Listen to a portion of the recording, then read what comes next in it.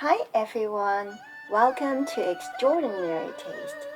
The first time I had lettuce wraps was eating Peking duck as a part of a three-course meal. They take one duck and make three dishes out of it. They use the bones for the soup, roasted crispy skin for the pancake roll, and the meat for the stir-fry lettuce wrap. Inspired by the Peking duck, my version is similar in flavors but prepared with chicken instead. Having said that, let's get going. This recipe is equally good with chicken thighs, breasts, or drumsticks. Here is 1 pound of chicken breast with bones removed, diced into tiny cubes by slicing and coarse cutting.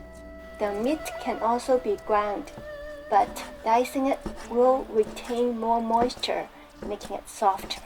While it takes more work, you will end up with a juicier, softer texture than ground meat. Marinate the chicken for some flavors. For 1 pound of chicken, add half a teaspoon of salt, quarter teaspoon of sugar, quarter teaspoon of black pepper, 2 teaspoons of soy sauce, 2 teaspoons of oyster sauce. Marinate the chicken ahead of time to allow flavors to get into it. Meanwhile, dice up some celery, carrot, and bell pepper. You can use other your favorite veggies. Water chestnuts, jicama, mushrooms, onion, and cooked corn kernel are pretty good substitutes. As a general rule, use 1 part of veggies to 1 part of meat. Mince a few garlic cloves and a small piece of ginger. Sauteed ginger and garlic can greatly enhance the flavor of a dish. Now let's fry some crispy noodles. These noodles are made from rice flour. Mung bean noodles, also known as glass noodles, can also be used, but rice noodles are better. Cut the noodles into about 2 inches length. We are going to fry the noodles in small batches, so we don't need too much oil. The oil temperature should be around 450 degrees Fahrenheit. The temperature is about right when a noodle is dropped in the oil and puffs up in 3 or 4 seconds. If the noodles are fried this way, they should be crispy, light, and not oily. Strain them out of the oil immediately. It burns in a second or 2. Repeat the process until you finish frying all the noodles. I have 4 tablespoons of pine nuts. Wait until the oil temperature drops down to about 300 degrees Fahrenheit. Put the pine nuts in the oil and fry until they turn slightly golden. You can also use other nuts of your choice to add some crunchiness. Roasted nuts are pretty good too.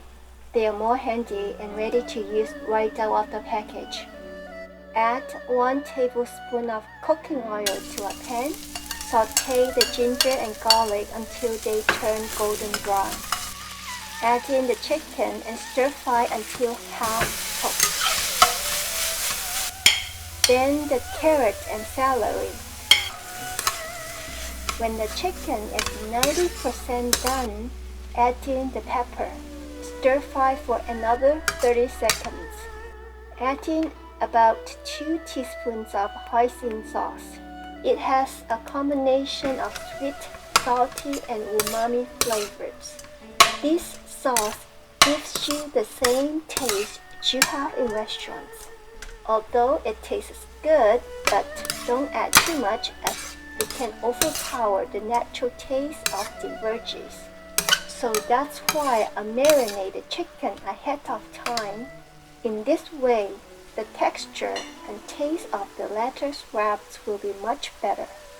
Add slurry as needed in a ratio of 1 part of water to 1 part of cornstarch to combine everything together. You don't have to add slurry if it's not too watery. When stir frying, if the heat is strong enough, the liquid can be skimmed off. In this way, you get a nice aroma of wok chi, which is similar to a smoked flavor.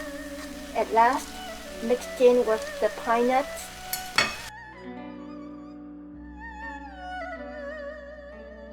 I will now show you an easy way to separate iceberg lettuce leaf. First, remove any damaged leaves. Take out the core entirely. Fill water in the core to push the leaves out.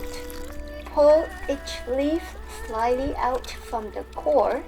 Shake gently to move water in and out between the leaves. As you can see, with this method, leaf can be separate as a whole piece even if they are tightly packed in the center. Preparing the lettuce before stir-frying the chicken will make the cooking process go more smoothly.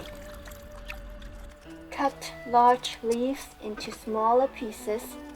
The crispy noodles should be served separately as they get soggy and chewy when wet. Thank you for watching. I will see you next time.